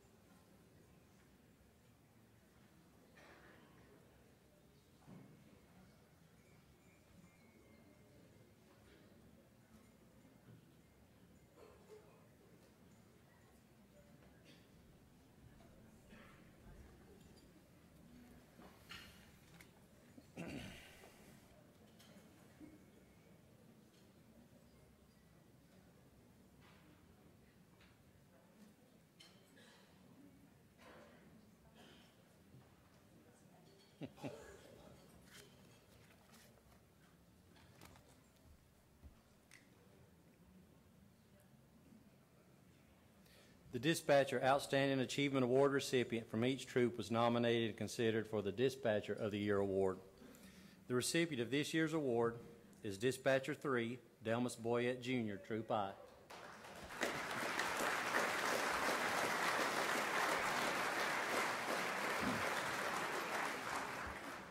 Dispatcher Boyette shows unwavering dedication to his position in the Troop I Communication Center. For the 2017 calendar year, he was fourth in the number of total calls taken for the Communication Center, and this number exceeds the next senior dispatcher totals by over 800. This was accomplished while performing as a shift supervisor. He was also instrumental in keeping the Communication Center running smoothly during the absence of a chief dispatcher for 17 months. He truly bleeds blue and gray, following in the footsteps of his late mother, senior dispatcher Betty Boyette. While off duty, he consistently volunteers to keep the post clean, and if the need arises for an executive security vehicle to be cleaned for a specific detail, he never hesitates to ensure it is spotless inside and out. Congratulations.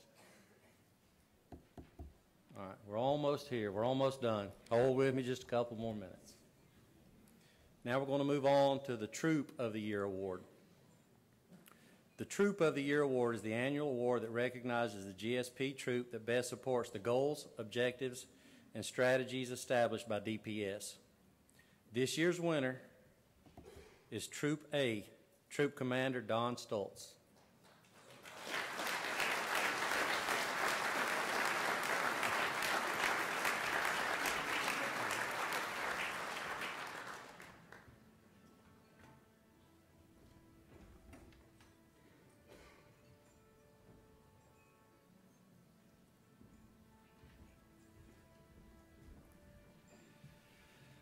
In 2017, Troop A saw a defined reduction in DUI-involved crashes, fatalities, and injuries.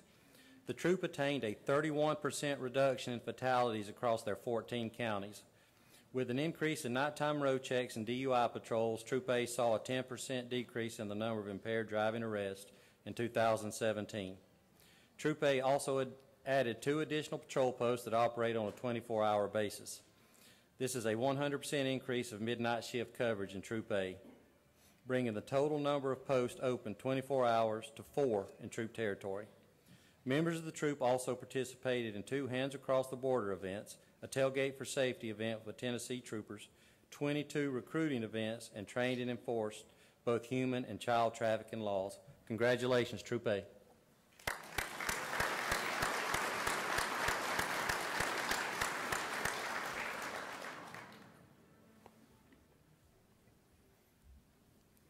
Brings us to the GSP Post of the Year. The Post of the Year is an annual award that recognizes the GSP post that best supports the goals, objectives, and strategies established by the department. This year's winner is Post 42 Rincon, Post Commander SFC William Neese.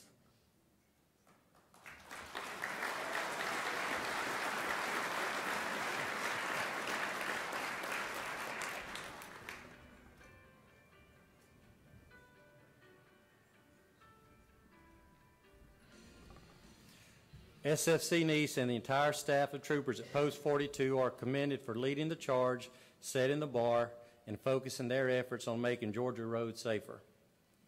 During 2017, Post 42 investigated 452 crashes, made 11,385 traffic stops, 9,751 arrests, 342 DUI arrests, and issued 7,303 warnings. Most impressively, they saw a decrease in fatalities from 34 in 2016 to 11 in 2017. Congratulations, Post 42.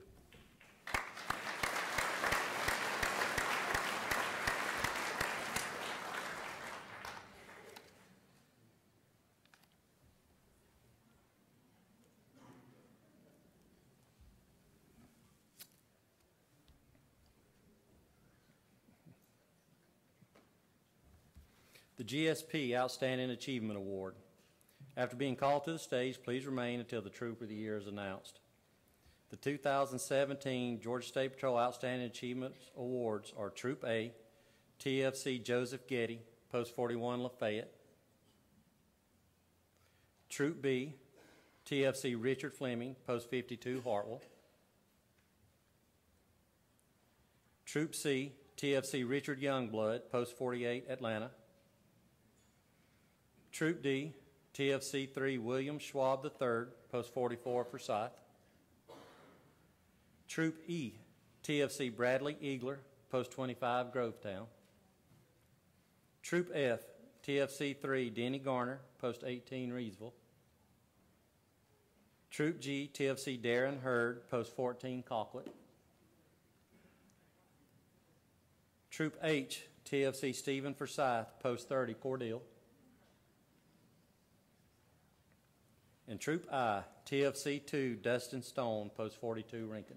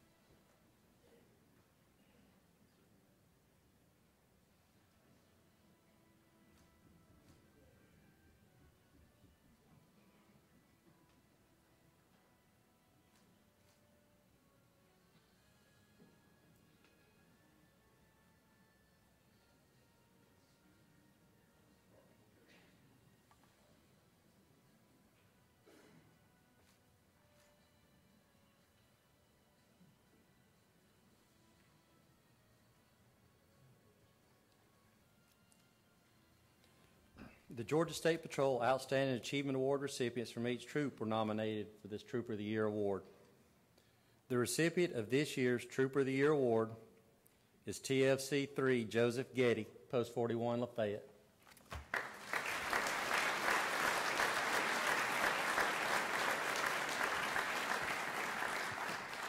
TFC Getty regularly leads Post 41 and Troop A in activity on a daily basis, and also during concentrated and holiday patrol efforts. During the 2017 calendar year, TFC Getty issued 1,983 citations with 979 speeding citations. He also made 58 DUI arrests and 87 arrests for suspended license. TFC Getty demonstrated excellent criminal interdiction skills by making 19 felony arrests, 31 misdemeanor drug arrests, and recovered 1 stolen vehicle. On December 4, 2017, TFC Getty made a traffic stop for a minor traffic violation in Dade County that led to locating 3 homemade pipe bombs in the vehicle. The following investigation revealed that 10 more pipe bombs were located at a residence. This was the largest seizure of illegal explosive in Northwest Georgia history. Congratulations, Trooper Getty.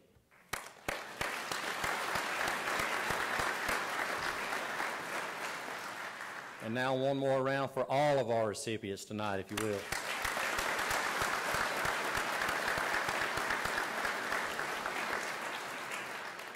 At this time, Colonel Mark Mcdonough will offer some closing remarks.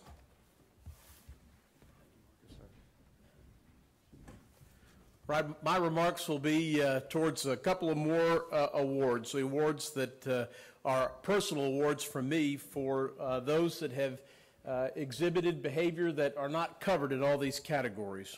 And this is a Commissioner Special Recognition Award. The first person I'd like to come up here is Captain Thornell King. TK, as he's known. If you all know the small town of Darien that's just north of here, it's in one of the most economically depressed areas of our state. And TK is a true humanitarian. People talk about community relations. This man is a walking community relations person. It is not uncommon that during a hurricane, when you drive by the family business, the sign outside says, "You need water or ice? Call TK." At Thanksgiving, if you're hungry, call TK. At Christmas, are you hungry or do your kids need a present? Call TK. This is the man that lives it. TK, congratulations, brother.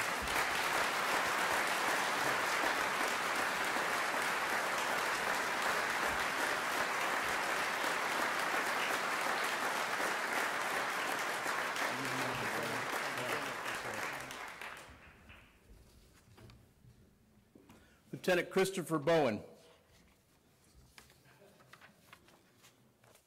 Where are you, Chris? I know you're here.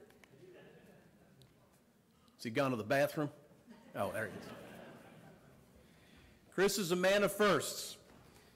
We had a terrible accident around mile marker 142, 143 on the eastbound side of I-16 that took the lives of 5 nurses. With that, our governor moved forward to provide over $27 million to increase the manpower of the Motor Carrier Compliance Division, specifically here along the coast, along the port area. With those funds, we have hired, close to 75 folks, almost increasing their manpower by 1/3. So if you're the guy that's running training and you've got to move all those people through, this guy is the one who's had to take the reins. Part of that has also been a course that has to be taught to other police officers around the state in commercial motor vehicle safety. So the first motor carrier school, just like trooper school, has now been started. Chris had to put all of that together. And next Wednesday, March the 7th, will be a historic graduation of that first class. In addition, he's trained over 1,250 sworn officers around the state, in addition to our own in commercial motor vehicle safety. So this is a man in a very short period of time has done a lot of work for a historic first for this agency. Chris, congratulations.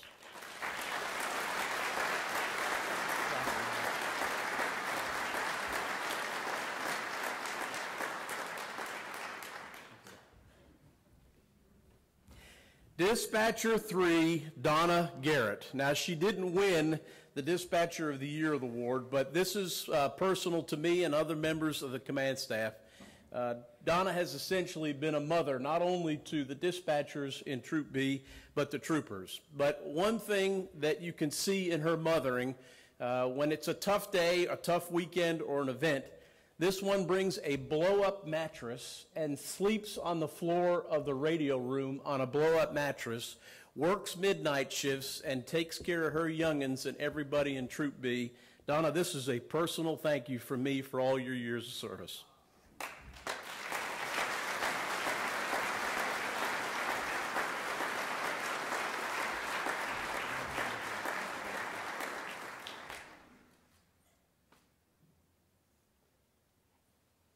Yes, ma'am. Can't you see her piled up on that mattress? Dan Bray. Dan Bray has been a member of our honor guard since 2001. The man that wears the skirt for the State Patrol and blows on that bagpipes and brings tradition and pomp and circumstances to everything that we do. Since Dan has been with DPS, he's piped in over 938 funerals, memorials, dedications, parades, graduations, opening ceremonies, conferences, banquets, conventions, athletic events, and concerts. He also inspected my uniform before I came in this evening. Dan, thank you very much.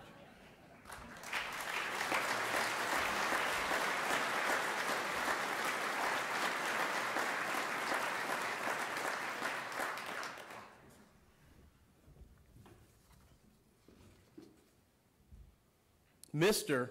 Thomas Crofton II. Tommy, are you here tonight? There he is, way in the back. Tommy is a man of many talents. He used to be a corporal on the patrol, but when certain things come up involving radios, involving towers, involving putting new roofs on posts, we had to find somebody that would coordinate all of these efforts with all the facilities around the patrol. And if you've been noticing the past couple of years, the roofs don't leak anymore, The furniture's been replaced. You've got new carpeting. Even the way stations have got their lights back, and it's all because of Tommy's hard work. Tommy, thank you very much.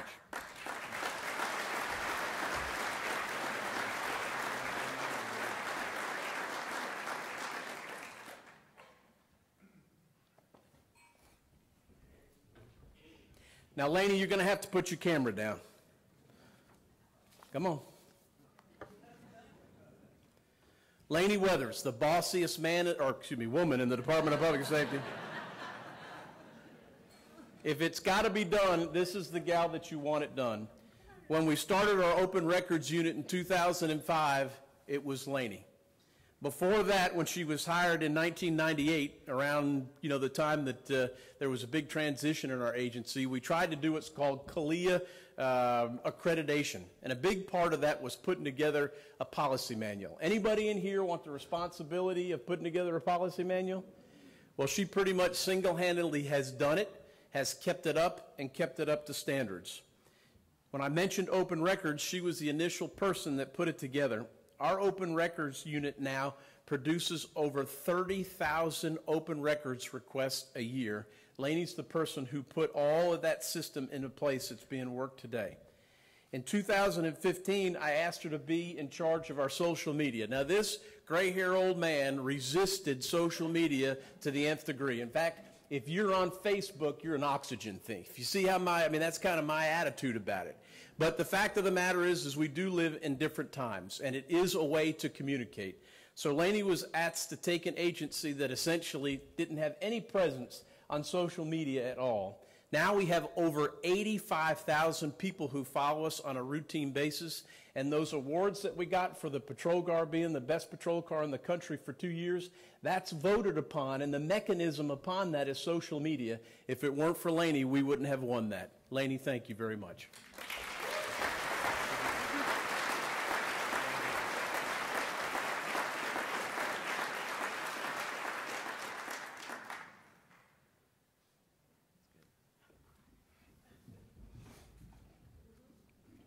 Janice Rayford. It's Miss Janice in the house.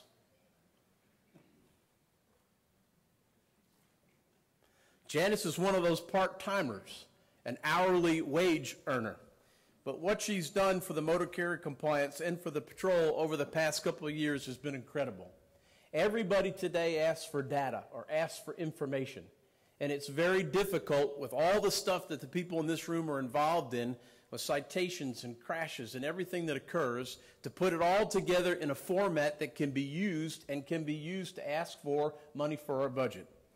Janice has worked in the Motor Carriers Compliance Division and has put together a commercial motor vehicle crash system that essentially any person in here can go to their county, can put in filters of type of vehicles to time of day, and because of her work, they can pinpoint that at this day, at this time, at this road, these are the problems that are occurring. Now, if you're a supervisor, you can see whether you're a truck inspector or whether you're a post commander, how valuable of a tool it is to put the right people in the right place at the right time. So this is one of the people that's been behind the curtains doing very good things for our agency. Thank you very much.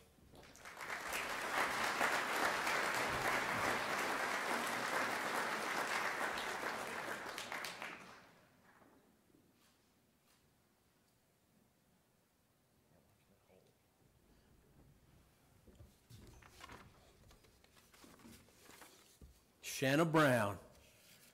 Is she here? There she comes. Anybody ever heard the term the glue of an agency? Well, you're looking at Elmer's walking up here. For the past 15 years, this is the one in the Open Records Unit or Nighthawks or Capitol Police that does all of the jobs that everybody else doesn't want to do. Everybody can tell you that her sweet disposition, no matter who deals with her, the professionalism that exudes and how she presents our department is incredible. The feedback that we get back from people who call or deal with Shanna is outstanding. She's an excellent representation as a civilian employee of this department. Shanna, thank you very much. Thank you,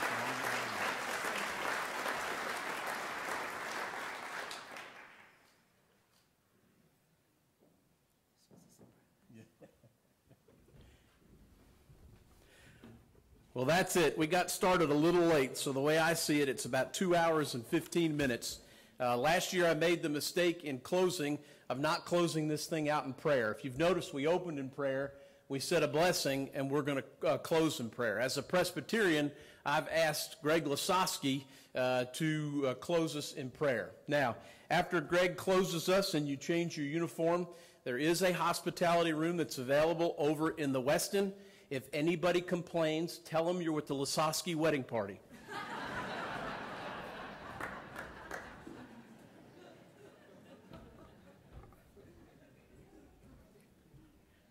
This marks my 20th year as the chaplain for the Department of Public Safety, but my first contact with the Department of Public Safety was before that, when I drove an 18-wheeler for Southeastern Freight. And I was occasionally overweight and overlength and everything else. I was driving one night, pretty close to the hours that I was allowed to drive, and I went through the weigh station, and the officer looked up at me and he said, "What are you hauling?" And for the first time, I looked at the papers and it said, freight. I said, freight. And Monica, he came back with one of those snappy comebacks. Come inside with your paperwork. Thank you all for the job you do, keeping us safe across the state. May the Lord bless you and keep you. May the Lord make his face to shine upon you. May the Lord lift up his countenance upon you and give you peace now and forever. Amen.